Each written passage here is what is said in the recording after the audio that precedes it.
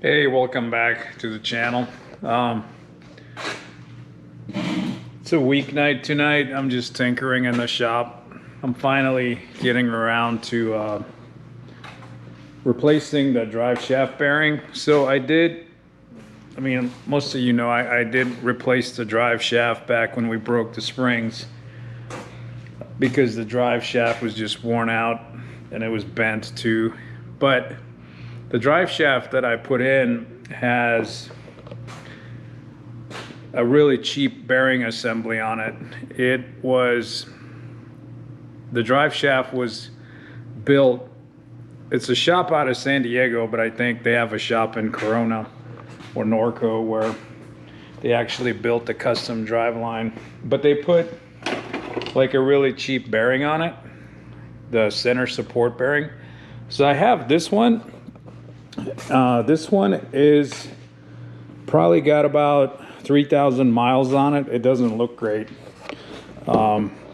It's about a year. It was on the truck for about, I'm guessing, a year and a half, probably 3,000 miles, because it's just a weekend truck. But this one here is the OEM Toyota that I actually got from a dealer for $170, because the thing about it, the aftermarket ones, the rubber is not the right, like, I don't know what you'd call it, squishiness. A lot of the cheap bearings the rubber is super soft, and a lot of times the bearing is really tight, so it heats up. But the one that's on the truck is just super soft and it moves around.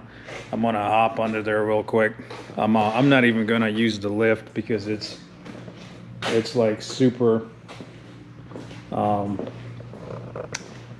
It's an easy, quick job to do it. I don't want to move the cars around. It would be half the job would be moving the cars around in here. I'm just gonna use the air suspension to jack up the truck. I'm gonna do this the way I did it in the hood, on the sidewalk. And then get the air raised up.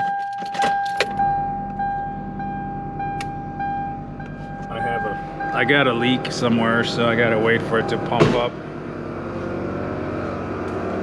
Actually not.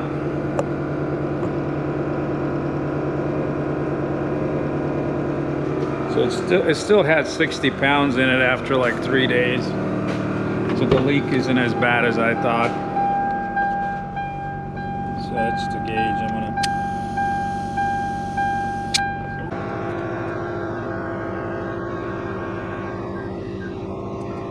So there you have it.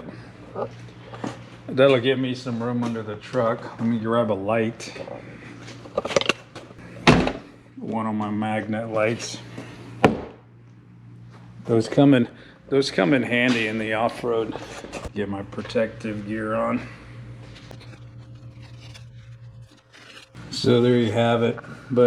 So this is the bearing, and you can kind of see like it's sagging already, can kind of see how much this is moving.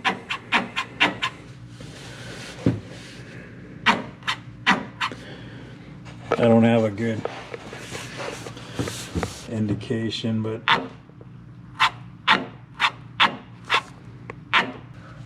super cheap bearing. So this part's gonna come out.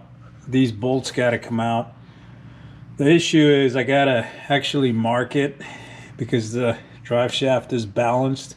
I don't like mismatching it because I know it's good. Sometimes if you rotate one half or do something weird, you get extra vibration. So I don't like messing with it. So I'm just gonna mark it exactly. Then there's a crush nut in here.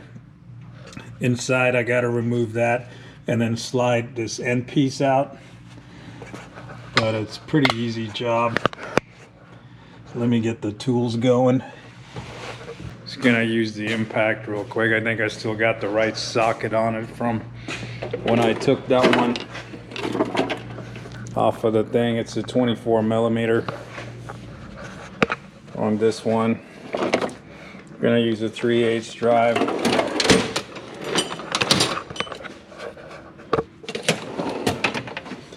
I think that one is a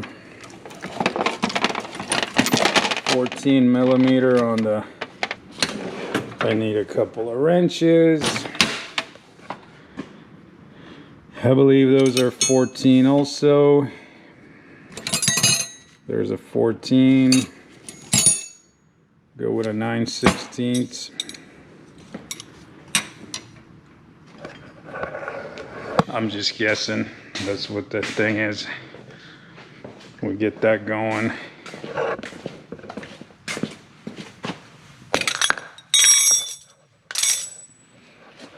We get the air compressor going. It's right next to the disco light, if you ever wondered. There's the disco light. But yeah, you can party too.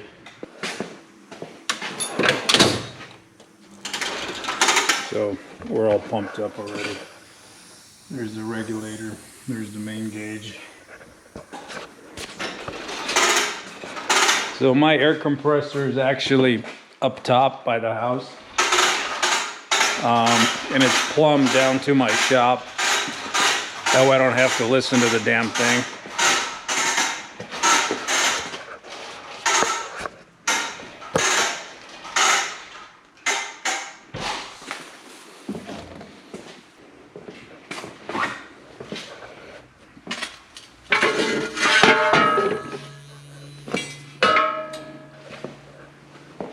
Safety first, or safety third, however you want to look at it.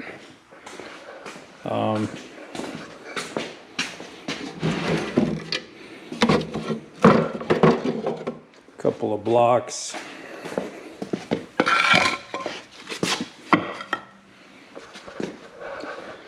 I gotta jack up one of the wheels so I can rotate the drive shaft, so I'm not fighting it. Squeeze in here.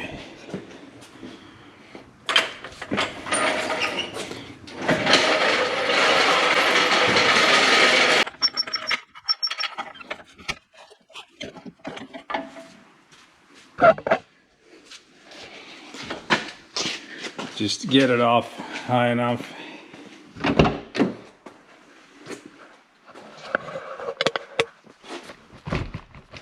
Neutral. Release brake.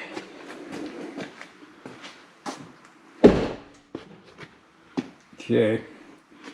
Get under there.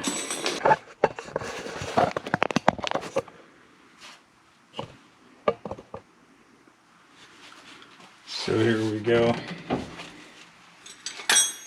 Get my 2 wrenches.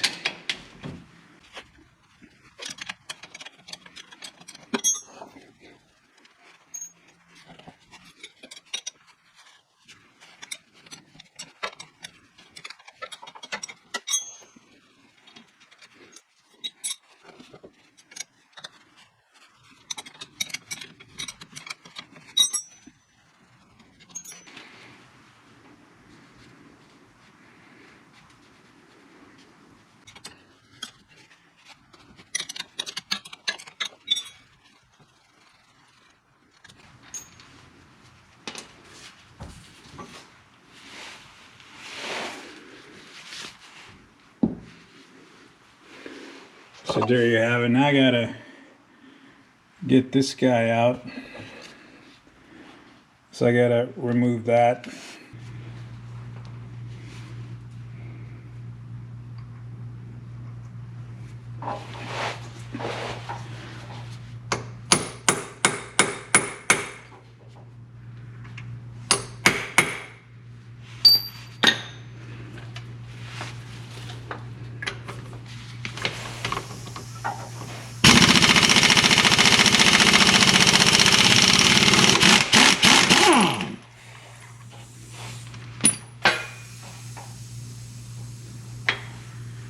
All right, so another thing here is if there's washers, you got to remember how the washers went in, because they're spaced a certain way.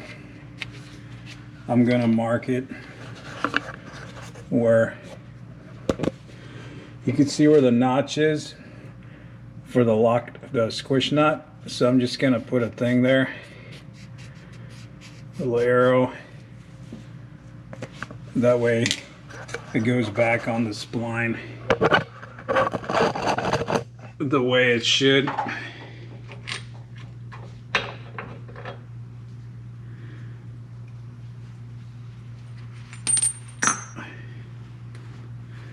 Now I undo this guy.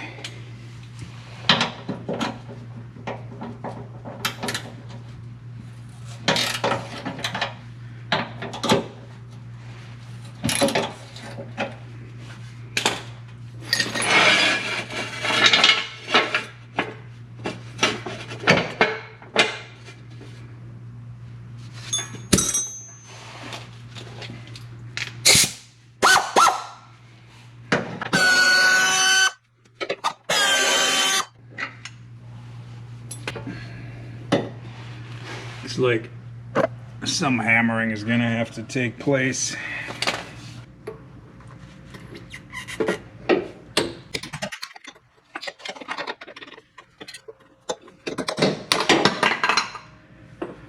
So there you have it. So here's what it looks like. Here's the OEM one. This bearing's actually even loose already. And it's noisy. You can't hear it on the camera, but it's like it's running dry, and it's wiggly, right? Here's the stock one, which is like super quiet. It's more solid. If you look at the rubber, this is the aftermarket one, right? And this is the stock Toyota. You can't even push it. Right? This is a seal. I don't want to push on it too much, but you can see how much it moves. You can see how much this guy moves. You know? So this guy here is a 10 times better bearing, so it pays to buy OEM. Anyway, so this guy's gonna go back in there. Something like that.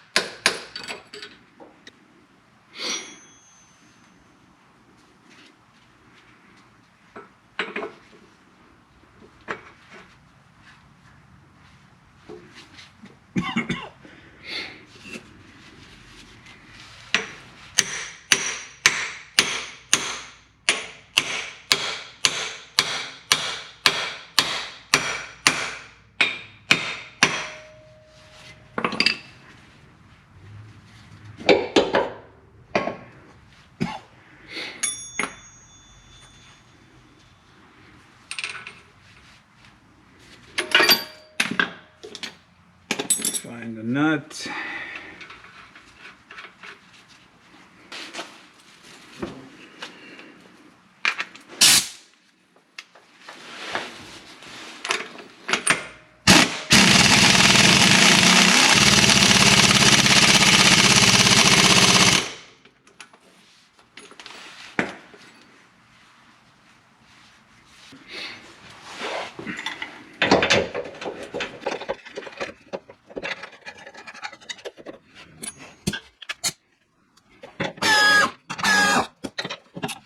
Nice and tight.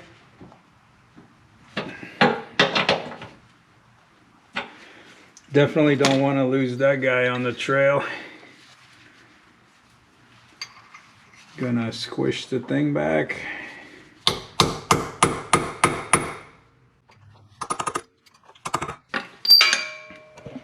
There. Not as squished back in. Just got to be a little bit. You don't want it to like twist off, you know, freely. But you know, you don't want it to fly apart. But I don't think it would actually come off, even if it did, even if the nut did back off.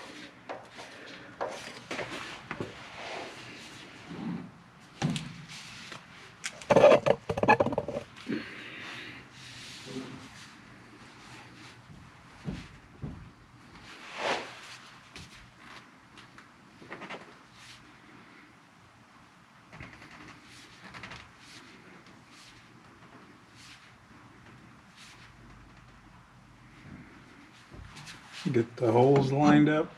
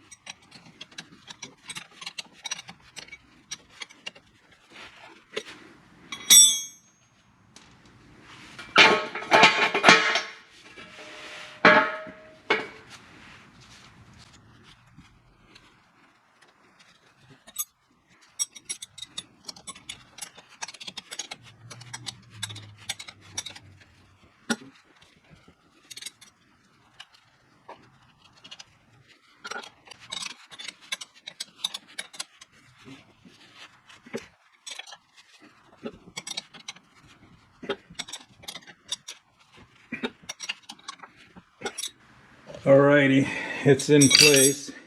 Take all the tools out.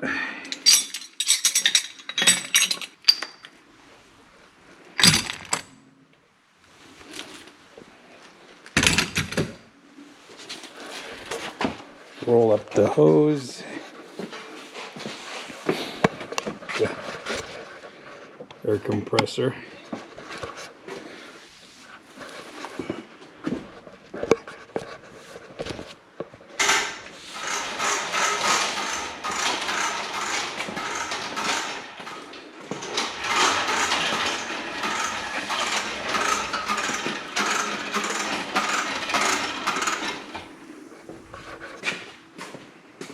Apply the parking brake.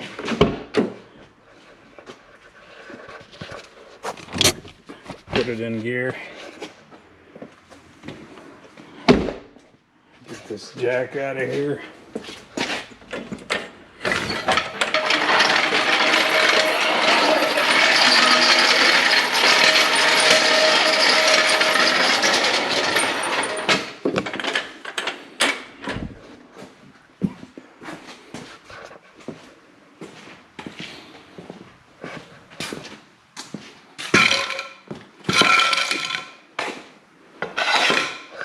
All right, time for a test drive. Now, what it did is under heavy load and two-wheel drive low range, climbing, you know, a pretty decent obstacle in the off-road, there would be so much tension on the rear drive line, it would actually move to the side. And I'd feel the vibrations as it went around because that rubber moves a lot. So that's what's gonna fix. I don't think there's gonna be a difference on the highway, but I do want to make sure that there's no surprises. Sometimes when you put a tighter bushing in there and there's something wrong with the drive line, you'll feel more vibrations in the cab. So I'm gonna test drive it. I gotta grab my phone out of the house still in case something breaks.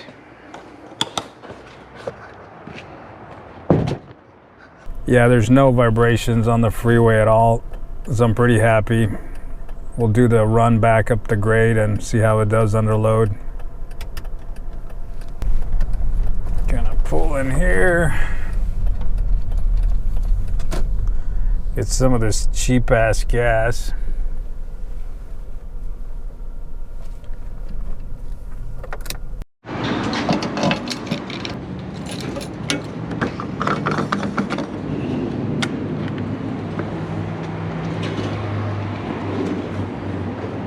Welcome to our cove.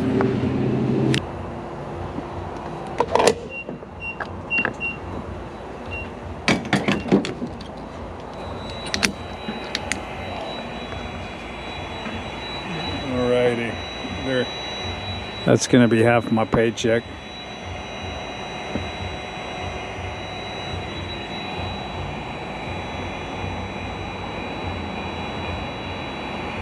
But truck's empty, so gotta put something in it.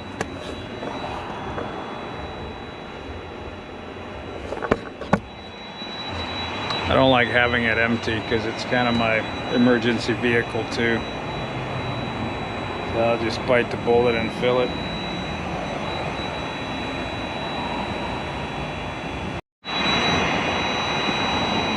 There you go. 76 bucks for a 3/4 of a tank.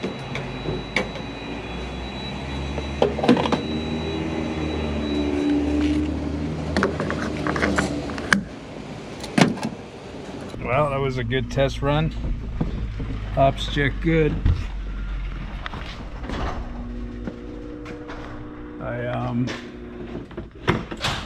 pretty happy with it.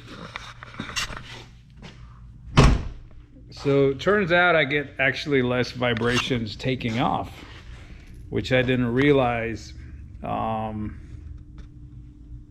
had, but now it's a lot smoother taking off. So when the drive line was under load, it would push this bearing to the side and